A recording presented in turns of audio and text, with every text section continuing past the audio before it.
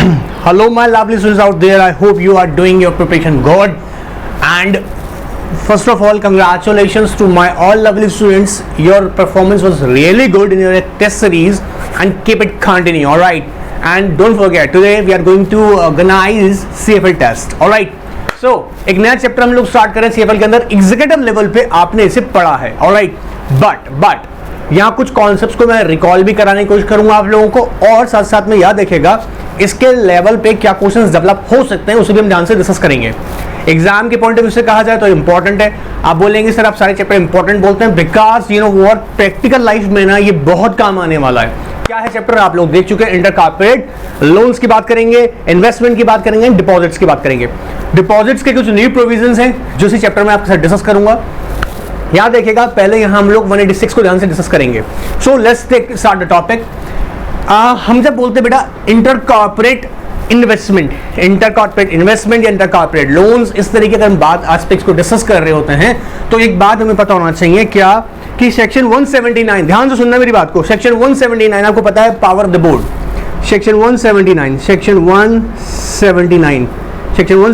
One more time telling you. Section 179 ये board की power को बताता है कि बोर्ड के पास पावर है कि वो अपनी मीटिंग के अंदर क्या कर सकता है, कंपनी के फंड्स को इन्वेस्ट कर सकता है, लोन प्रोवाइड कर सकते हैं. मतलब बोर्ड अपनी पावर एक्सरसाइज करके. बट जिस पावर को हम जब ये बोलते हैं कि एक्सरसाइज कर सकते हैं, ये पावर कहीं ना कहीं 186 सेक्शन 186 रिस्ट्रिक्शन भी प्रोवाइड कर रहा होता है. क्यों? क्योंकि आप लोग जानते होंगे अगर कंपनी LGSI कर रहा है, L मतलब लोन, G मतलब guarantee, I means investments and S means securities. याद देखिएगा शॉर्ट फॉर्म में इसलिए बोल रहा हूं ताकि आपके लिए क्विकली रिकॉल हो सके. ठीक है, सो LGSI करता है लोन, गारंटी, इन्वेस्टमेंट या सिक्योरिटी. वापस से लोन, गारंटी, इन्वेस्टमेंट, सिक्योरिटी करता है. तो 186 सेक्शन 186 के अंदर सबसेक्शन 2 बोलता है जी कुछ लिमिट्स हैं. There are some certain limits. मतलब लिमिट्स क्या है वो बताता हूं अभी.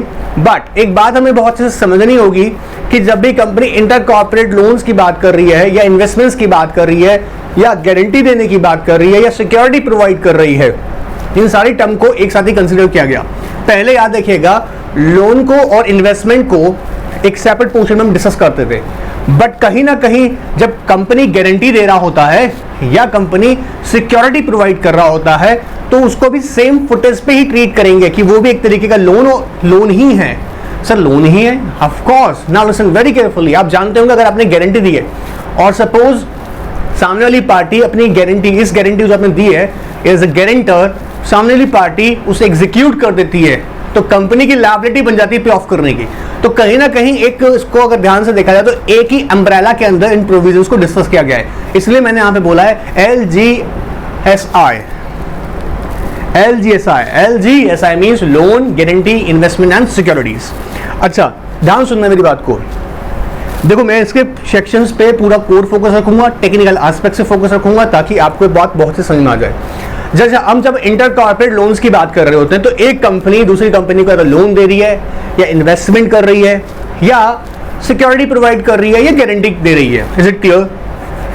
सेक्शन 186 सबसेक्शन 1 ने इस बात को क्लियरली बोला, बट उसने साथ साथ एक बात और भी बोल दिया कि जो इन्वेस्टमेंट ये लोन जो प्रोवाइड कर रही है कंपनी, ये not more than 2 layer of investment company नहीं होना चाहिए. क्या sir?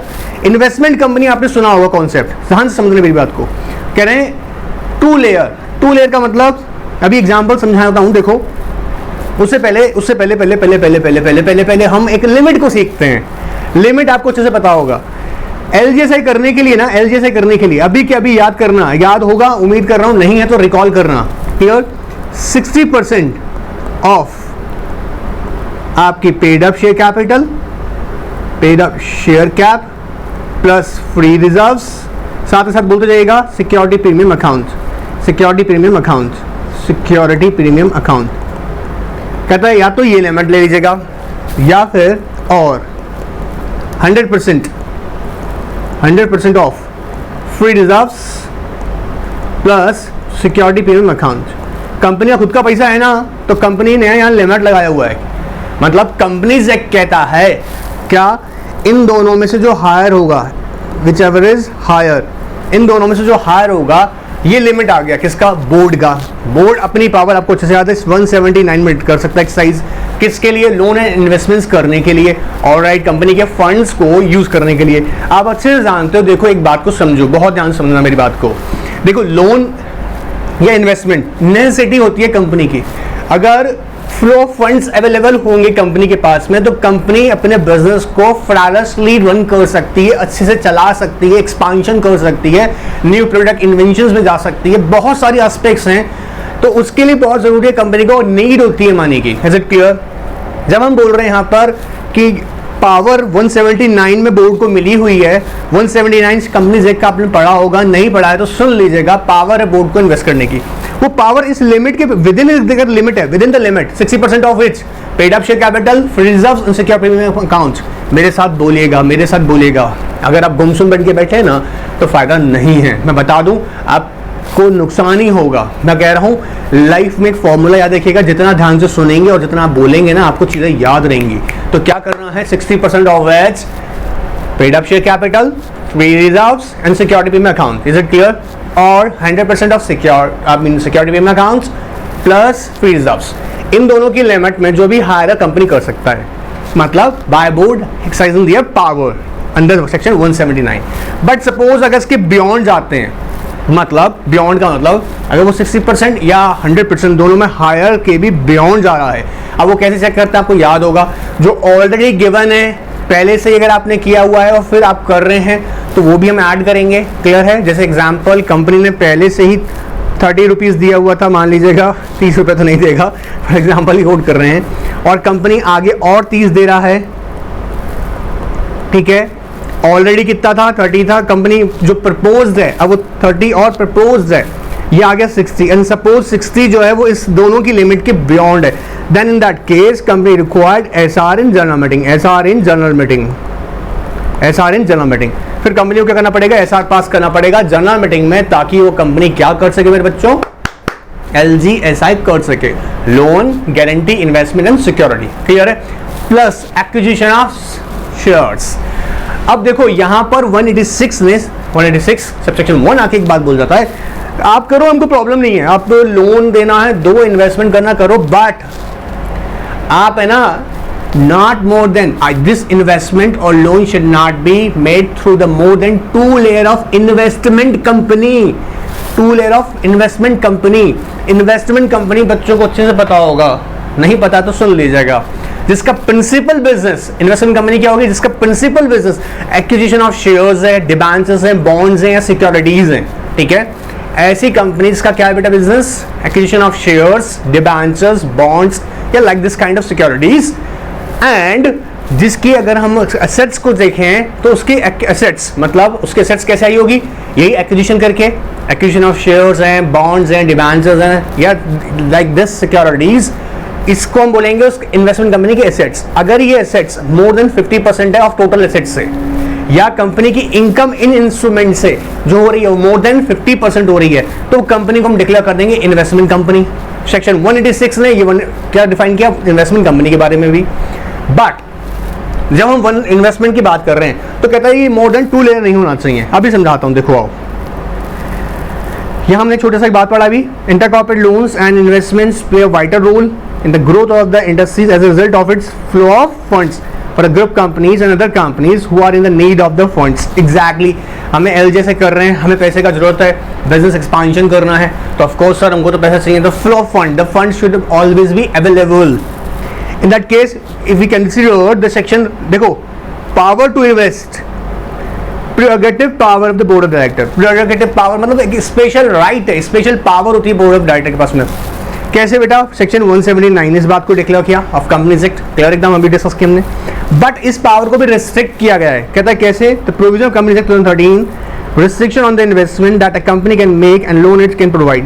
Moreover, giving the guarantee or security is also good as giving a loan, because अगर कोई सामने वाली गारंटर, देखो आप गारंटर तो बन गए, बट अगर सामने वाली पार्टी ने अपनी, जिसको आपने गारंटी प्रोवाइड की है, उसने अगर ये एग्जीक्यूट कर दिया तो याद देखिए कंपनी की लायबिलिटी बन जाएगी पेमेंट की।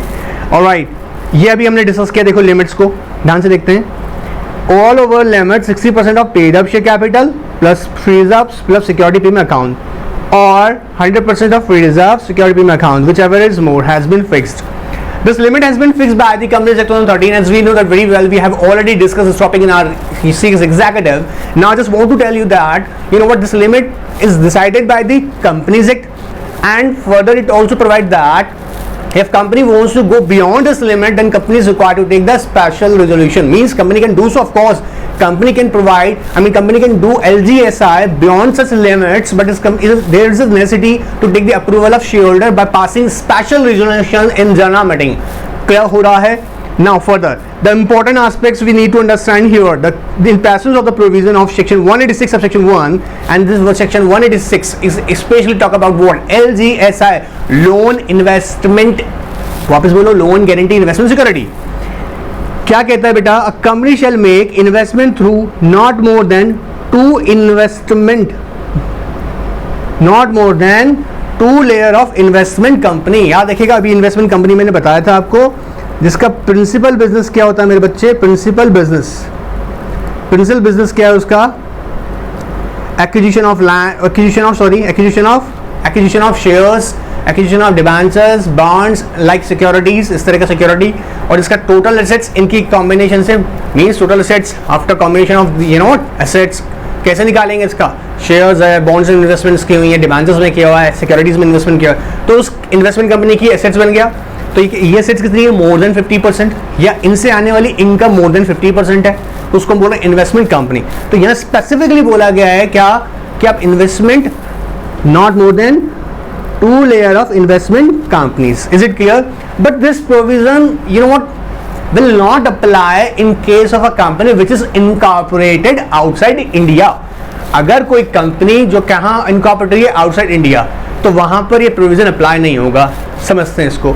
आपकी एक इंडियन कंपनी ने किसी फॉरेन कंपनी को अपना सब्सिडरी बनाया और वो मोर than 2 layer of investment company बन रही है, वो फर्दर फिर किसी और को सब्सिडरी बना रही है, तो वहां पर अप्लाई नहीं होगा क्योंकि वो कंट्री का लॉ एप्लीकेबल होगा वहां पे. Is it clear? देखो, this also exceptions which includes company incorporated outside India means section 186 section 1, जहां क्या बोल रहा है कि इन्वेस्टमेंट आपको करना है, yes, made through your investment company but not more than 2 layer. Let's understand this through the diagram. A limited किसने एक्वायर किया हुआ? बी लिमिटेड को. कितना है बेटा? 51% शेयर होल्डिंग उसने होल्ड कर रखी है इन बी लिमिटेड. बी ने किसमें कर रखी है बेटा? सी लिमिटेड में. अब देखेंगे layer first, this one is a layer first, and B ने किसको कर रखा था? सी को. The layer second. Now further, अब ये मोर देन 2 हो जाएगा अगर यहां से इन्वेस्टमेंट आगे की जाती है. मतलब अगर क्या हो रहा है, वो सी लिमिटेड के थ्रू, और सी लिमिटेड इन्वेस्टमेंट कंपनी है, तो यही रोक देंगे. देखो, in such case A limited is not allowed to make the investment through C limited in other company, because हमने भी क्या पढ़ा यहां पर, ध्यान से देखो, not more than 2 layer of investment companies. Is it clear? कोई डाउट यहां पर मेरे बच्चे? अब ए लिमिटेड चाहता है कि हम सी लिमिटेड के थ्रू एक और क्रिएट कर दें, डी लिमिटेड में हम क्या कर लें? इन्वेस्टमेंट्स या लोन की बात कर लें. जी बोला नहीं रहे, नहीं करने देंगे. क्लियर? अच्छा, बार बार माइंड में क्वेश्चन तो आ रहा होगा ना, सर इन्वेस्टमेंट का मतलब क्या है यहाँ पे, तो उसको समझ लेते हैं एक बार. यही समझते हैं. देखो, जब हम वर्ड यूज कर रहे हैं ना इन्वेस्टमेंट, तो इन्वेस्टमेंट का मतलब यहां पर इस बात से है कि या तो सब्सक्राइब या परचेज. क्या शेयर्स हैं, डिबेंचर्स हैं, बॉन्ड्स हैं, या शेयर वारंट्स हैं. आपने नाम सुना होगा. ठीक है, क्या हो रहा है? शेयर वारंट्स हैं. इसको हम किस कैटेगरी में डाल रहे हैं? इन्वेस्टमेंट्स. ये क्या कर रही है? एक कंपनी, इन्वेस्टमेंट कंपनी, दूसरी कंपनी के क्या इन्वेस्टमेंट कर रही है? Through subscription, purchase of shares हैं, डिबेंचर्स हैं, बॉन्ड्स हैं. क्लियर एकदम? बट साथ साथ इसने एक बात और बोला. वो क्या बोला? अगर ध्यान से सुनना मेरे बच्चों, ये अगर क्या है मेरा बेटा? लीज है, या परचेज ऑफ रिसीवेबल्स हैं, रिसीवेबल्स, ऑलराइट, रिसीवेबल्स, या क्रेडिट फैसिलिटीज हैं, तो ये इन्वेस्टमेंट की कैटेगरी में नहीं आती हैं तीनों आइटम्स. क्या हो रहा है सर? वापस बता दीजिएगा. हमने कहा इन्वेस्टमेंट का मतलब सब्सक्रिप्शन, परचेज ऑफ शेयर्स हैं, डिबेंचर्स हैं, बॉन्ड्स हैं, शेयर वारंट्स हैं. ठीक है, बट अगर यहाँ पर यही लीज या परचेज कर रहे हैं रिसीवेबल्स, जो सामने वाली पार्टी के बीआर्स होते हैं, बीआर्स, is it clear? And credit facilities provide कर रही है, तो ये अप्लाई नहीं होगा। मैं छोटे से एग्जांपल से समझाने की कोशिश करी है अभी आपको, अभी और डिटेल में जाऊंगा इसके, ताकि आपको क्लैरिटी और दे सकें। क्लियर है एकदम? तो हमने अभी छोटा सा कॉन्सेप्ट यहाँ डिस्कस किया है, आगे देखते हैं। देखो अभी ये सबको पता है, section 2 clause 87, in holding company means its subsidiary और सब्सिडरीज, सब्सिडरी और सब्सिडरीज। अभी यहाँ के हमने देखा था ना, elements subsidiary and B and C both subsidiaries. Investment company जिसका प्रिंसिपल बिजनेस क्या है, acquisition of shares, debenture, other securities. Clear एकदम? अभी हम रटा के बोले हैं आपको। Now this is also one of important aspects, already we have discussed it, where the section 186 section will not apply if suppose if investment is made in a company which is incorporated outside India and such company is an investment company, then this section shall not be apply। और अगर कोई subsidiary company में investment कर रहे हैं but किसी legal या regulatory requirement को फुलफिल करने के लिए, तब जैसे if a company acquires any company incorporate outside India, तो एक कंपनी ने, मान लीजिए एक इंडियन कंपनी है जो फॉरेन कंपनी को एक्वायर किया है, and such company has investment subsidiaries, और वो जो कंपनी के उसकी इन्वेस्टमेंट सब्सिडरीज हैं beyond the 2 levels. Let's example of it, company A is a Indian company and company B is non Indian company, clear? And company C and D both are investment company, ये investment company है। तो बोला जी यहाँ apply नहीं हो रहा है। Clear है? क्यों? कहता है कि उसके एप्लीकेबल उसके कंट्री के अकॉर्डिंग होगा। ये कह रहा है subsidiary company having from any investments from for the purpose of meeting the requirements of under any law, rules, regulations. अब मान लीजिएगा सेबी के बाय ऑर्डर इसको कहा जा रहा है, या सेंट्रल गवर्नमेंट के ऑर्डर पे कहा जा रहा है, ये रेगुलेशन उसे बाउंड कर रहा है क्या, सब्सिडरी के एक्विजिशंस को लेके, इन दैट केस तब भी नहीं होगा। दिल्ली कैलकाटा हाई कोर्ट ने एक बात बड़ी इंटरेस्टिंग बोली, बोला every loan is a debt but every debt is not a loan. है छोटी सी बात, बड़ी इंपॉर्टेंट है, एंड जनरली अगर देखा जाए ये दोनों टर्म इंटरचेंजेबली यूज होती हैं, बट इनमें एक माइनर डिफरेंस भी है। वो यही कह रहे हैं, देखो एवरी लोन, अब लोन क्या होता है आपको सबको पता होगा। लोन क्या है? Loan is a money borrowed, loan is a money borrowed from lender, और जब हम बोलते हैं डेट, तो हम इसको बोलते हैं, ये क्या, debt is a money, debt is a money raised by issuance of debentures, bonds and like kind of securities। दोनों में डिफरेंस क्लियर हो रहा है? बात पकड़ में आ रहा है? जबकि कॉन्सेप्ट मैं कह रहा हूँ ऑलमोस्ट सिमिलर है, बट जब लोन बोल रहे हैं तो स्पेसिफिकली आपने मनी बोरो के किसी लैंडर से। आप यहाँ पे समझ सकते हैं ना एग्जाम्पल, लैंडर का मैंने यहाँ पे क्या होगा, बैंक्स हो गए, फिनेंशियल इंस्टीट्यूशंस हो गए, उनकी बात की जा रही है। क्लियर एकदम? जब मनी बोल रहे हैं डेट, डेट का मतलब क्या, इश्यूएंस। आप मनी कैसे रिस्क कर रहे हो? By issuance of debt instruments, by issuance of debenture, bonds से क्या है, डेट इंस्ट्रूमेंट्स, तो हम बोल रहे हैं उसको डेट। सो कह रहे हैं यहाँ पे क्या बोल रहा है, every loan is a debt, of course sir, but every debt is not a loan. Clear एकदम? दोनों के प्रोविजंस भी डिफरेंट हो जाते हैं। Clear?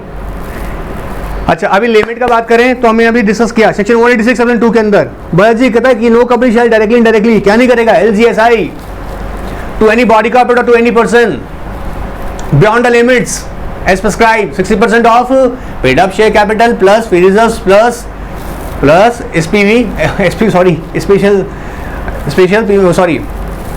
security premium account or 100% of free reserves or security premium account, whichever is higher, but not beyond this. And a company wants to you don't want to do LGSI beyond such limits, in that case company is required to take the shareholders approval by passing what special resolution in the general meeting। देखो पूरा ये concept बोल रहा है, अब ये तुमने पढ़ा भी अच्छे से। कहता है क्या नहीं करेगा, लोन टू एनी पर्सन और body corporate, alright sir, guarantee और security in connection with any loan और बॉडी कॉर्पोरेट और टू पर्सन। क्लियर है? Exceeding 60% of pair share capital, free reserve या ऑफ कोर्स प्रीमियम अकाउंट, या आपका free reserves 100% of free reserves या security premium account, whichever is more. करना चाहते हो? हाँ सर करना चाहते हैं। सुनना मेरी बात को, करना चाहते हो तो आपको बताया था भी क्या करना पड़ेगा, एसआर पास कीजिएगा जनरल मीटिंग। इसको जब भी कैलकुलेट करते हैं, याद होगा जैसे कटा मैंने इसके बहुत सारे न्यूमेरिकल्स करवाए हैं, आपको नॉलेज में आपके होना चाहिए, मुझे याद होगा, आपको याद होगा, फिर भी इस चैप्टर में भी याद रखिएगा, न्यूमेरिकल हम डिस्कस करेंगे, इसके क्वेश्चंस भी हम देंगे। क्लियर? अच्छा सर, अब देखो एक बात इंपॉर्टेंट है, कहता है जी अगर मोर देन 2 लेयर इन्वेस्टमेंट कंपनीज के थ्रू आपने इन्वेस्टमेंट कर दिया, मींस LGSI कर दिया, तो सुनो इन्वेस्टर, तुम्हें छोड़ेंगे नहीं, वायलेशन तुम तो मानेंगे। और इन्वेस्टिंग कंपनी को बोला भाई you should be careful before you not accepting LGSI, हमें भी ध्यान रखना है, बट वायलेशन किस पे जाएगा? इन्वेस्टर कंपनी पे। कहता है investment only through 2 layer of investment companies and for the, कहता है investor company shall be held liable for the violation of any violation of the section, mean section 186 subsection 1 की violation पे। It is prudent and advisable that investee company to seek declaration from the investor company where the investment made by the investor is coming from more than 2 layer। ऐसा तो नहीं है, तो एक declaration form submit करेगा कौन? Investor company to investee company. अच्छा, ये जो प्रोविजन पढ़ते जा रहे हैं ना, देखो यहाँ पे बोल रहा है IFSC international financial service centre, चाहे पब्लिक हो प्राइवेट हो, बोला जी वहाँ अप्लाई नहीं हो रहा है, वहाँ सिंपल सा काम कीजिएगा, रेजोल्यूशन पास कीजिएगा either by at the board meeting और सर्कुलेशन। बट अगर ये जनरली हम देखते हैं तो कहाँ होता है? बोर्ड मीटिंग में ही होता है इसका अप्रूवल। और आपको बहुत अच्छे से याद होगा मेरे बच्चों, यूनानिमस अप्रूवल चाहिए होता है। क्या सर? बोर्ड मीटिंग में यूनानिमस अप्रूवल चाहिए होता है, मतलब बोर्ड ऑफ डायरेक्टर जो मीटिंग में प्रेजेंट है, मीटिंग में जो लोग प्रेजेंट है वो सबका सब लोग अपना कंसेंट फेवर में देगा, तभी तो LGSI कर सकते हो, नहीं तो LGSI नहीं कर सकते हो। सब LGSI शॉर्ट फॉर्म में बोल रहे हैं याद कराने के लिए, लेकिन आप एग्जाम में LGSI नहीं लिखेंगे। अप्रूवल कब जरूरत पड़ता है मेरे बच्चों? Beyond a limit. सिंपल बात है, देखो section 186 empower company to give to do LGSI, alright, acquisition beyond the limits but subject to the proper approval of the member by special resolution in a general meeting. Further कहता है, अच्छा कहो यहाँ बजेगा बात है, अब यही प्रोविजन अगर मान लीजिएगा अगर आपकी कंपनी होली ऑन सब्सिडरी में या जॉइंट वेंचर्स में कर रही है, या उसके शेयर्स एक्वायर कर रही है, होल्डिंग कंपनी के ना सब्सक्राइब कर रही है, ये एक्वायर कर रही है, तो ये अप्लाई नहीं होता है, मतलब लिमिट्स फिर हम कंसिडर नहीं करेंगे, तो मतलब शेयर होल्डर का अप्रूवल नहीं लगेगा, सेक्शन 186 सेक्शन 3 अट्रैक्ट नहीं होगा। अगर होली ऑन सब्सिडरी या जॉइंट वेंचर्स में है तय हो रहा है, ओके सर, या सब्सक्राइब कर रहे हो तो होल्डिंग सब्सिडरी के सिक्योरिटीज को ना, शेयर्स को, तब बोला अप्लाई नहीं होना है। देखो लोन गारंटी इज गिवन और where security has been provided by company to its wholly owned subsidiary और joint ventures, acquisitions made by holding company by way of subscription, purchase और अदरवाइज। कहाँ पे बेटा? The securities of its wholly owned subsidiary company, the requirement of the subsection shall not be apply. Section 186 subsection sir 186 section 3 की apply नहीं होगी, मतलब नहीं चाहिए, शेयरहोल्डर का अप्रूवल नहीं चाहिए। सर मजा आ गया, कुछ नहीं करना पड़ेगा, अरे रजिस्टर मेंटेन करना पड़ेगा, डिटेल्स भी रखनी पड़ेगी, फाइनेंशियल स्टेटमेंट के अंदर डिटेल्स देनी पड़ेगी अगर ऐसा करते हो, बट शेयरहोल्डर का अप्रूवल नहीं लगेगा। देखो डिस्क्लोजर्स पे यही बात करने वाले हैं। सेक्शन 186 सेक्शन 4 आगे बोलता है कि भैया फाइनेंशियल स्टेटमेंट्स के अंदर आपको डिस्क्लोज देना पड़ेगा, अपने मेंबर्स को बताना पड़ेगा कि आपको बताना है कि लिमिट्स के बारे में, limits it's beyond you know what prescribed limits, prescribed limit 60% 100% और उसके बियॉन्ड है तो आपको उसका डिटेल देना पड़ेगा। सर इसका मतलब मेरे बच्चों आपने LGS किया ड्यूरिंग द ईयर, अब उसका आप क्या करेंगे? डिस्क्लोजर बनाएंगे, वो अपना फाइनेंशियल स्टेटमेंट्स में देंगे। और जब आप अगर अप्रूवल लेने जा रहे हैं, अप्रूवल ले रहे हैं क्यों? अगर वो बियॉन्ड द लिमिट्स है, in that case what you need to do, आपको क्या करना पड़ेगा? मीटिंग कॉल करना पड़ेगा, जब मीटिंग का नोटिस बनाना पड़ेगा, उसको it's a kind of special business ना, तो इन that case what will happen, आपको लिमिट्स बतानी है कि सर किस लिमिट के बियॉन्ड है, प्लस आपको पर्टिकुलर्स देने पड़ेंगे, किसके पर्टिकुलर्स? बॉडी कॉर्पोरेट के, जिस पर्सन को आप दे रहे हैं, LGSI कर रहे हैं, आपको बताना पड़ेगा सोर्स ऑफ फंडिंग, पैसा कहाँ से आया कंपनी के पास में, उसके डिटेल जनरल मीटिंग का नोटिस में देना पड़ेगा। ओ माय गॉड सर इतना काम करना पड़ेगा। हाँ, और पर्पस भी बताना पड़ेगा LGSI का, किस पर्पस से किया जा रहा है। देखो सेक्शन 186 सेक्शन 4 क्या कहता है? Disclose to the members in finance statement the full particulars of the loan, investment, guarantee and security and purpose for which loan investment securities propose to be utilise, किसके लिए इस्तेमाल किया जाएगा, राइट क्लियर। अब देखते हैं notice of general meeting for passing the resolution shall indicate what? The limits which is in excess of the prescribed limit. ऐसे याद रखेंगे लिमिट, लॉजिकल पॉइंट है, सोचने वाली बात है। आप लिमिट के बियॉन्ड, अभी तो उनकी प्रपोजल सही है, तो बताओ तो सही कितनी लिमिट है, मतलब बियॉन्ड लिमिट है, limit in excess of the prescribed limit. Particulars of body corporate in which investment is proposed to be made or the loan or guarantee is proposed। देखो limit plus particulars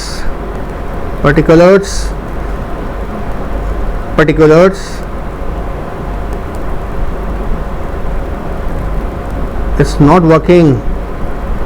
particulars of body corporate plus purpose, मेरी बात को ध्यान से पकड़ना, ये अब क्या करवा रहा हूँ बताता हूँ। एंड सोर्स ऑफ फंडिंग, ध्यान से अगर देखा जाए तो 3 पॉइंट्स आपस में क्या कह रहे हैं, but limits which in excess of the prescribed limit what LGSI से बियॉन्ड है, या particulars of body corporate in which investment is made for the purpose of what LGSI, या पर्पस ऑफ LGSI। देखो लिमिट की बात की, यहाँ पर पहला पॉइंट लिमिट था, सर्कल में पैक करना, इसको ऐसे याद रखना है हमको। Limits, particulars of body corporate, purpose of the LGSI plus sources of funding. Clear हो रहा है एकदम? क्लियर एकदम मेरे बच्चों? कोई डाउट यहाँ पर इन दोनों में? चलें आगे, आइए आगे देखते हैं। अब सेक्शन 186 सब सेक्शन 5 कहता है जी आपको ना अप्रूवल लेनी पड़ेगी, इधर किसकी, बोला बोर्ड की अप्रूवल तो लगेगी, मतलब consent of the all directors who are present in the meeting ना, बोर्ड मीटिंग में जो जो लोग हैं उनका सबका कंसेंट लीजिएगा। सर कंसेंट मतलब इन फेवर, ठीक है। दूसरा बात, अगर आपने किसी पब्लिक फाइनेंशियल इंस्टीट्यूशन से लोन ले रखा है ना तो भी उसकी परमिशन लगेगी। कब लगेगी लेकिन, अगर वो 186 सेक्शन 2 की लिमिट के बियॉन्ड है, मतलब 60% और 100% से लिमिट से बियॉन्ड है, तो आपको पब्लिक फाइनेंस इंस्टीट्यूशन से भी परमिशन लेना पड़ेगा, अप्रूवल लेना पड़ेगा before making any LGSI। Alright sir, लेकिन सर अगर विद इन द लिमिट हुआ तो पब्लिक फाइनेंस इंस्टीट्यूशन को कुछ नहीं पूछने का है। लेकिन अगर आपने डिफॉल्ट किया हुआ in payment of the instalments और पेमेंट ऑफ द इंटरेस्ट ना, तब आपकी अप्रूवल लेनी पड़ेगी, किसकी, पब्लिक फाइनेंस इंस्टीट्यूशंस की। वापस बोल रहा हूँ, ध्यान सही। पहली बात, बोर्ड ऑफ डायरेक्टर जो मीटिंग में प्रेजेंट हुआ उनका सबका कंसेंट इन फेवर होना चाहिए। दूसरी इंपॉर्टेंट बात, अगर आपने पब्लिक फाइनेंशियल इंस्टीट्यूशन से लोन लिया हुआ है और आप जो LGSI कर रहे हो वो बियॉन्ड द लिमिट है, मीन्स 60% और 100% से ज़्यादा है, जैसे आपने स्पेशल रेजोल्यूशन पास करवाया था, ऐसे ही आपको पब्लिक फाइनेंस इंस्टीट्यूशन का भी अप्रूवल लेना पड़ेगा। But with in the limit है तो आपको पब्लिक फाइनेंस इंस्टीट्यूशन का परमिशन नहीं लेना है। बट अगर आपने डिफॉल्ट किया पेमेंट ऑफ इंस्टॉलमेंट्स, लोन ले रखा था और फिर डिफॉल्ट किया पेमेंट ऑफ इंस्टॉलमेंट्स या इंटरेस्ट पेमेंट में, तब आपको लेना पड़ेगा approval of public finance institution. आओ देखो, in presence of provision of section 186/5 every company shall take consent of all directors present at the meeting. Prior, ये याद रखना, प्रेजेंट एट द मीटिंग बोल रहे हैं। Prior approval of the public finance institutions if any term loan is subsisting is obtained and before making any investment or giving loan or guarantee or security। But याद रखिएगा कब लगेगा, जब अगर beyond the limit कर रहे हैं। Beyond the limit कहाँ पड़ी थी हमने, 186 सेक्शन 2 में। Prior approval of financial institutions is required in case, ध्यान सुनना, investment LGSI is proposed to be made or given exceeds the limit as specified in section 2 of section 186, या default is in repayment of loan, instalment payment of interest, तब लगेगा बेटा, तब भी लगेगा। Clear एकदम? अगर आपने डिफॉल्ट किया हुआ पेमेंट ऑफ इंस्टॉलमेंट और इंटरेस्ट में, तब भी क्या लगेगा बेटा, PFI का approval. With in the limit है सर, PFI का अप्रूवल लगेगा, नहीं लगेगा। सर डिफॉल्ट किया, अब लगेगा। सर डिफॉल्ट भी नहीं किया, विद इन द लिमिट है, अप्रूवल नहीं लगेगा। सर डायरेक्टर का भी अप्रूवल नहीं लगेगा, डायरेक्टर की तो कंसर्न लेनी पड़ेगी, और वो सब डायरेक्टर जो मीटिंग में प्रेजेंट है। Is it clear? चलिए फिर वापस एक बात वही सेम आएगा। सही बोला जी, हाँ बनेगा सर्कुलेशन से। अगर international finance service centres public या प्राइवेट हैं, कंपनीज हैं, और वो करना चाहती हैं, कर सकती हैं, वो चाहे बोर्ड मीटिंग में या सर्कुलेशन थ्रू भी इसको अप्रूव कर सकती हैं। क्लियर है? सेम अजम्पशन अभी पढ़ के आए बेटा मेरे बच्चों, अभी भी पढ़ के आए हम लोग पीछे, कि अगर आप LGSI कर रहे हो कहाँ पर, अपनी होल्ड ओन सब्सिडरी के अंदर, या उसके acquired ratios hold own subsidiary के, तो नहीं लगना है। क्लियर एकदम? सेम कॉन्सेप्ट पढ़ा है, भी देखो आप अभी पीछे देखेंगे वही मिलेगा आपको। बट मैंने बताया था अगर आप करते भी है ना तो आपको याद होना चाहिए, आपको अप्रूवल तो नहीं लगेगी शेयर होल्डर्स का, बट ना आपको डिटेल देना पड़ता है। देखो ये इसे बोल रहा है company are required to disclose details of such loan guarantee security acquisition in financial statements. वो तो आपको देना ही देना है जी। देखो यहाँ पे भी पढ़ाए थे ना बात, ये तो देना ही है। ठीक है, चलें। अब कहता है कंपनीज जो सेक्शन 12 ऑफ सेबी एक्ट 92 में रजिस्टर्ड है ना, तुमको नहीं करने देंगे सब कुछ काम। सर कौन सा काम? ये जो तुम कर रहे हो ना LGSI, चलो चुप हो जाओ, तुम्हें कोई LGSI नहीं करने देंगे। सर ये सेक्शन 12 में कौन कौन रजिस्टर्ड होता है? कई बच्चों को तो याद होगा मेरे हिसाब से। स्टॉक ब्रोकर, आपको याद होगा, स्टॉक ब्रोकर रजिस्टर्ड होता है।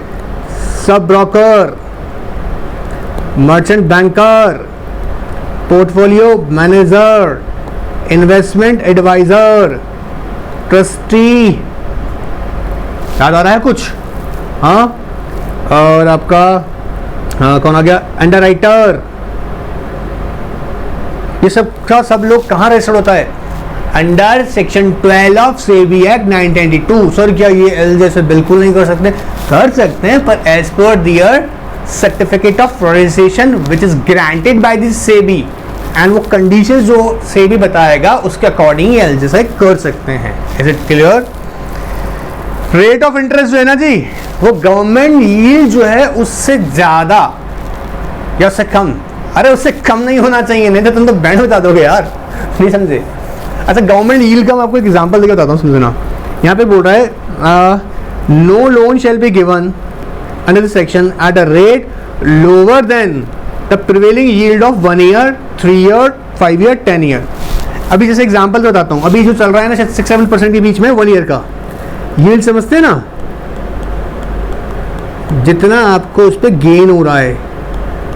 अब गवर्नमेंट सिक्योरिटीज आपने लिया, गवर्नमेंट सिक्योरिटीज मान लीजिएगा अपने डेट इंस्ट्रूमेंट्स पे, बॉन्ड्स पे 6% इंटरेस्ट पे कर रहा है आपको, क्लियर? या जैसे 10 ईयर का लगभग मेरे को जितना अभी याद है 7.779% ऐसे कुछ है। ठीक है, I am not quite sure, ये डेटा शायद 2021 के आसपास का बता रहा हूँ मैं आपको। ठीक है, तो ये क्या कह रहा है? मान लीजिए आपने लोन दिया 3 इयर्स के लिए और गवर्नमेंट जो प्रिवेलिंग करंट जो यील्ड रेट है वो चल रहा है 7%, तो आपके लोन की जो इंटरेस्ट रेट है वो 7% से कम नहीं होगी। क्या हो रहा है सर, ऐसा क्यों कर रहे हैं? अरे सिंपल है ना मेरे बच्चे, आप समझो, अगर लोन का परसेंटेज बेहद कम होगा तो यहाँ पर देखो आप तो लोन प्रोवाइड कर रहे हैं, इधर गवर्नमेंट यील्ड, दोनों में मिसमैच नहीं होगा। मतलब गवर्नमेंट एक तरफ तो देखो गवर्नमेंट पे ऑफ कर रहा है और उधर आप क्या कर रहे हो, इधर आप अर्न कर रहे हो। तो यहाँ पर जो सप्लाई ऑफ फंड है और रिसीव ऑफ फंड और सप्लाई ऑफ फंड में डिफरेंसेस हैं, और फिर क्या होगा ना, इकोनॉमिक डिबैलेंस होगा। इसके कॉन्सेप्ट को और डिटेल में समझा सकता हूँ, but I on your request, आप भेजेंगे तो अलग से समझाऊंगा, बट आई एम एक्सपेक्टिंग आप उसके साथ फैमिलियर होंगे, एक्सपेक्ट कर रहा हूँ। नहीं पता होगा पूछ लिया करो, और पूछ लो फिर भी पूछ लो और अच्छे से पूछना। ठीक है, इकोनॉमिकल कॉन्सेप्ट है ये। ठीक है, इकोनॉमिक बेस्ड कॉन्सेप्ट है, that's what I am telling you here. Now no loan by defaulter company, बोला डिपॉजिट एक्सेप्ट किया था आप लोगों ने, सबसिस्ट कर रहा है उसका डिफॉल्ट, पेमेंट नहीं किया, वापस से तुम्हें डिफॉल्ट कर दिया। यार तुमने कैसे आदमी यार, डिपॉजिट एक्सेप्ट भी किया और डिफॉल्ट किया, बैठे हुए हो तो LGS करने जा रहे हो? वाह, नहीं करने देंगे, पहले पैसा तो चुकाओ। देखो, no company which is in default in the prepayment of any deposits accepted before and after the commencement of this act और इन पेमेंट ऑफ इंटरेस्ट, और ये डिफॉल्ट कैसे मेरे बच्चों सब्सिस्ट कर रहा है, shall give any loan guarantee security make any acquisition till the default is subsisting, जब तक कि आप इस डिफॉल्ट को ख़त्म नहीं कर देते। अगर आपने डिपॉजिट एक्सेप्ट किया हुआ है और डिपॉजिट्स के रिपेमेंट में डिफॉल्ट किया है या उसका इंटरेस्ट पे नहीं किया है, and this default is still subsisting, in that case no LGS is allowed, no LGSI is allowed, loan guarantee investment and security। Sir कहता है सर रजिस्टर मेंटेन करो, चलो रजिस्टर मेंटेन करो, सबको पता है MBP 2 रजिस्टरमेंट होगा, कहाँ होगा? At registered office. किसका कस्टडी में होगा? या तो कंपनी सेक्रेटरी के या person authorised by board of director कैसे कब तक मेंटेन करना है जी MBP2 को? परमानेंटली। कैसे करेंगे? परमानेंटली। क्या इसका मुझे कॉपी मिल सकता है? मींस मेंबर को of course buy paying fee as mentioned in article of association but not more than 10 rupees per page। Clear है? हेलो, कॉन्सेप्ट खत्म। क्या सर, आपने ना जितना भी एलजीएस किया हुआ है, आपने एलजीएस आपकी कंपनी ने अगर एलजीएस किया हुआ है तो उसको एक MBP2 में कैसे मेंटेन करना पड़ता है, उसको डिटेल्स, उसको सारी कंप्लीट पर्टिकुलर्स देते हैं और क्रॉनिकल फॉर्म में बनाता है। क्रॉनिकल मतलब जिस डेट पे जिस तरह से दिया गया है। क्लियर एकदम? अच्छा, अब क्या होगा? MBP2 को मेंटेन करना होगा। सर कहाँ रहेगा बेटा? रजिस्टर ऑफिस पर रहेगा। परमानेंटली मेंटेन करना है? हाँ जी, परमानेंटली करना है। किसकी कस्टडी में होगा? कंपनी सेक्रेटरी के। अच्छा, एक बात समझना, जब कंपनी सेक्रेटरी किसी को पर्सन को ऑथराइज किया बोर्ड ने तो ठीक है, इसमें ना एंट्री, सुनना मेरी बात को ध्यान से, जो फ्रेश एंट्रीज होंगी ना विदिन 7 डेज होना चाहिए, वो विदिन 7 डेज। अभी विदिन 7 डेज में एंट्री का मतलब है अगर आपकी कंपनी ने एलजी से किया तो उसके अंदर एंट्री कर देने का काम है आपका विदिन 7 डेज, और एंट्रीज को ऑथेंटिकेट करने का काम सीएस का, जिसको पर्सन ने या जिस पर्सन को बोर्ड ने ऑथराइज किया उसका होगा। तो हमने क्या करना है, 186 के अंदर एक बार बात और बोल के हमको क्या बोलता है जी कि आपको एक MBP2 फॉर्म आपको रजिस्टर मेंटेन करना है। फॉर्म MBP2 रजिस्टर मेंटेन करना है। कैसे? रजिस्टर ऑफिस परमानेंटली मेंटेन किया जाएगा, परमानेंटली किया जाएगा under the custody of the company secretary और person who is authorised by the board of director and they make the entry within 7 days. 7 दिन के अंदर करना है। Entry must be authenticated by the company secretary और person who is authorised by the board, who is authorised by the board. Sir मुझे copy चाहिए, I want the copy of this register. 10 रुपया है, दे दो। या हो सकता है आर्टिकल में 5 रुपए लिखा हो तो 5 रुपए दो, बट 10 रुपए से ज्यादा नहीं लिख सकता आर्टिकल। Is it clear? पूरा का पूरा ये कॉन्सेप्ट हमने डिस्कस किया है, पर यहाँ पूरा अगर ये समझ में आ गया तो ये तो बोले सारा। क्लियर? चलिए, इंपॉर्टेंट है जी, सेक्शन 11 इंपॉर्टेंट है, इसलिए मैं तुमको यहाँ लेके लेक्चर करवा रहा हूँ ताकि आपको यहाँ पर क्वेश्चन के पैटर्न भी समझ में आ जाए और आप कंसीडर कर सकें इंपॉर्टेंट कॉन्सेप्ट्स क्या हैं। Is it clear? समझते हैं। अब बैंकिंग कंपनी है, इंश्योरेंस कंपनी है, हाउसिंग फाइनेंस कंपनीज हैं, ठीक है, या ऐसी कंपनी जिसका मेन पर्पस क्या होगा भाई, या तो वो कंपनी फाइनेंस कर रही है किसको? इंडस्ट्रियल एंटरप्राइजेस को, इंडस्ट्रियल एंटरप्राइज को कर रही है, या वो कंपनी इंफ्रास्ट्रक्चर को फाइनेंस कर रही है। ऐसी कंपनीज जो कि उसका ऑर्डिनरी कोर्स ऑफ बिजनेस ही यही है। तो बोला सर हमारा प्लांट क्यों पी रहे हो सर, हम लोग शेयर का अप्रूवल लेते घूमेंगे क्या? बोला अच्छा अच्छा अच्छा, ये बात तो सोच ली हमने। आओ देखो, कहता है सेक्शन 46 एक्सेप्ट सेक्शन 1, मतलब जैसे तो लग रहा है तुम पर, तो जैसे तो कर रहे हो, मतलब not more than 2 layer of investment companies वाला तो तुम पे लगेगा, बट कहता है आगे अप्लाई नहीं हो रहा। कहता है किस पे? Banking company, if LG is made by the banking company, insurance company, housing finance company in ordinary course of business, या अ कंपनी कैसे बनाई गई with the object and engage in the business of financing industrial enterprises और providing infrastructural facilities, उसके ऊपर हम इसको apply नहीं करेंगे। वापस सुन लीजिएगा, कौन कौन सी कंपनी है? Banking company, insurance company, housing finance companies, और ये कैसे कर रहे हैं जैसे in Indian ordinary course of business. Okay sir, okay, तो सर MBP2 मेंटेन करना, अरे जी आरबी बता रहे ना वैसे करना है, आप ना ज्ञान मत लगाइए, आप तो sub section 1A of section 186 को ध्यान रखिएगा। ठीक है सर, रखेंगे। एंड या कोई कंपनी आपने बनाया जिसका ऑब्जेक्ट ही क्या है, जो फाइनेंस करेगा इंडस्ट्रियल एंटरप्राइजेस को या फिर इंफ्रास्ट्रक्चर फैसिलिटीज को। इंफ्रास्ट्रक्चर फैसिलिटीज मेरे बच्चों को पता होगा, फॉर एग्जांपल मान लीजिए कि कंपनी प्लांट खड़ा करना चाहता है अपना, तो उसके लिए मशीनरी के लिए, ट्रांसपोर्टेशन के लिए हम पैसा दे रहे हैं, ठीक है। यह कह रहा है to invest any made by investment company. अब भैया मेरा काम, मैं तो इन्वेस्टमेंट कंपनी हूँ, पर मैं सब्सिडरी नहीं हूँ किसी की भी, मैं तो इन्वेस्टमेंट कंपनी हूँ, और सर मेरा तो ऑर्डिनरी कोर्स ऑफ बिजनेस ही यही है, तो मैं तो सर इन्वेस्ट करूंगी। तो हाँ ऑफकोर्स हम तुम पे कैसे लगा दें, ऑफकोर्स उसका भी तो काम ये हुआ। यह कह रहा है शेयर्स अलॉटेड इन पर्सन्स, अभी कैसे किसकी बात कर रहा है? Right issue of shares, right issue of shares की सबको पता है सर, एग्जिस्टिंग शेयर होल्डर्स को देते हैं। बोला ठीक है, यहाँ भी अप्लाई नहीं करेंगे। या इन रिस्पेक्ट ऑफ, अगर एनबीएफसी करा, सीधा सुनना यार, NBFC chapter 3B of RBI, अगर एनबीएफसी भी कर रही है काम, देखो investment in respect of investment और lending activities by NBFCs registered under, ठीक है, और उसका प्रिंसिपल बिजनेस भी क्या, एक्विजिशन ऑफ सिक्योरिटीज। देखो मेरे बच्चे ध्यान से देखो, किस किस पे अप्लाई नहीं हो रहा है, banking company, insurance company, housing finance company, ठीक है, या कोई स्पेसिफिक कंपनी जो कि किस पर्पज से बनाई गई है, फाइनेंसिंग इंडस्ट्रियल, ठीक है सर, इंडस्ट्रीज को फाइनेंस करेगा, इंफ्रास्ट्रक्चर फैसिलिटीज को फाइनेंस करने की बात कर रहा है, इज इट क्लियर। या कोई इन्वेस्टमेंट कंपनी इन्वेस्ट कर रही है, उसका तो ऑर्डिनरी कोर्स ऑफ बिजनेस ही है। या राइट इशू आप लेकर आ रहे हैं, और राइट सर ये भी अलाउड है क्योंकि वो तो एग्जिस्टिंग को देते हैं ना, क्लियर। इसके अलावा एनबीएफसी है जिसका प्रिंसिपल बिजनेस क्या, एक्विजिशन ऑफ सिक्योरिटीज, अगर वो इन्वेस्टमेंट या लैंडिंग एक्टिविटीज कर रही है तब भी वो उस पर अप्लाई नहीं होगा। गवर्नमेंट कंपनी तुम पे भी अप्लाई नहीं करेंगे, जाओ ऐसे करो, कहता है 186 पूरा का पूरा अप्लाई कहाँ नहीं करेंगे, गवर्नमेंट कंपनी पे। देखो government company engage in defence production, provided वो डिफेंस प्रोडक्शन में एंगेज्ड हो। गवर्नमेंट कंपनी, ध्यान से सुनना मेरी बात को, डिफेंस प्रोडक्शन में अगर एंगेज्ड है, जैसे आप सुनिएगा, अभी ध्यान सुनिएगा मेरी बात को, आपको पता है मान लीजिएगा आर्मी के लिए बना रहे हैं, और हम जानते हैं कि आर्मी के लिए बहुत सारे रिलैक्सेशंस दिए जाते हैं और देने भी चाहिए। ऐसे केसेस में भी मान legal formalities regarding this come है।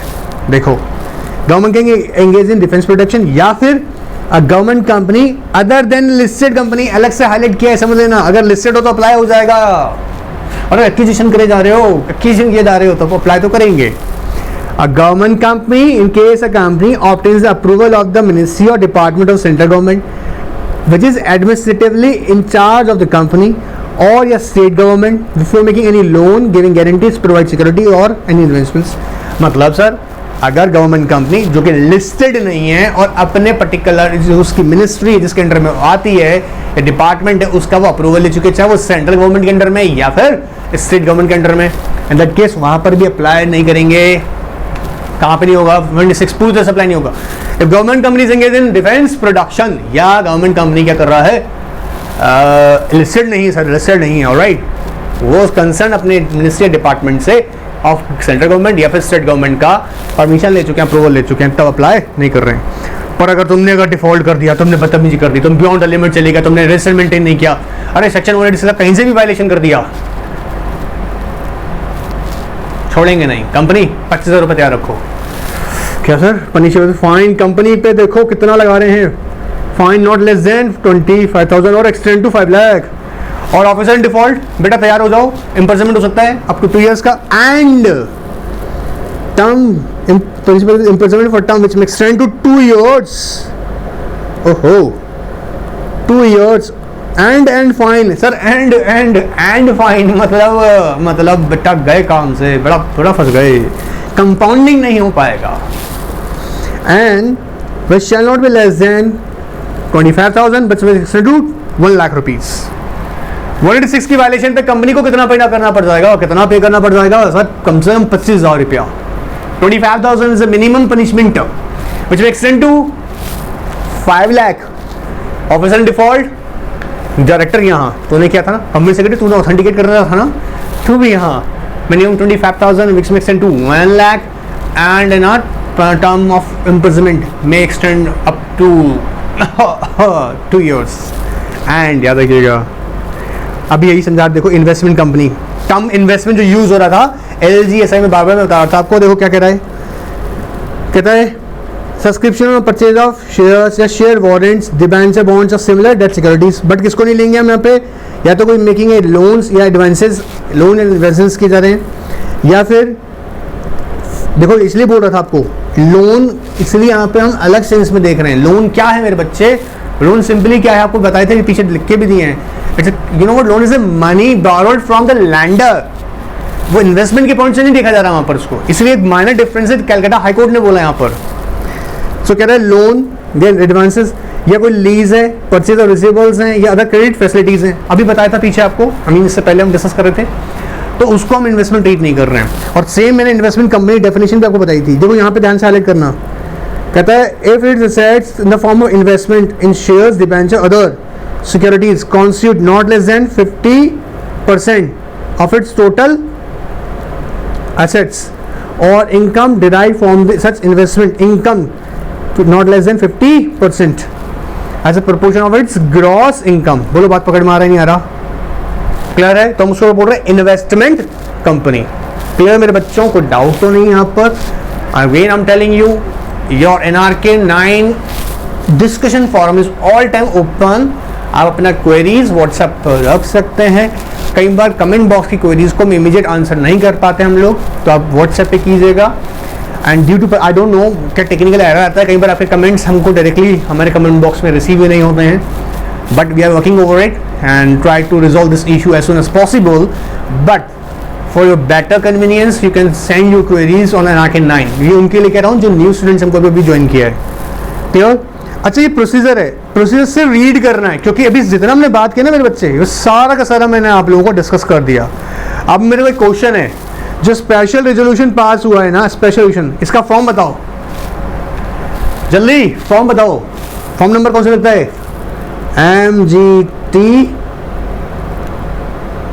MGT 14।